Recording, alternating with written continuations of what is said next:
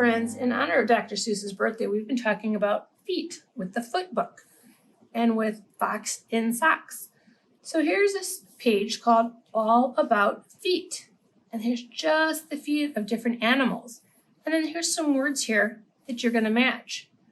For example, this one here are elephant feet. So you're going to draw a line from the feet to the elephant.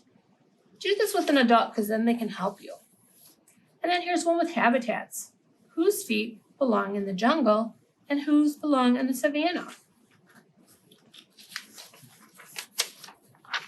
Whose belong in a pond? Whose belong on a farm? It's kind of fun just to talk about feet. Then you're going to trace your foot or have somebody else trace your foot into this box. Then you're going to look for some of these objects at home.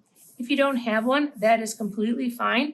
Just give you some suggestions. You can always cross it off and put something that you have at home.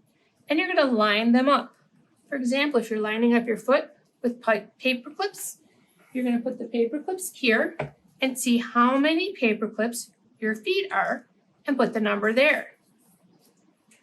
Sounds lots of fun. Then on here, you're going to get very silly and you're going to paint your left foot and your right foot and just make a print on this page.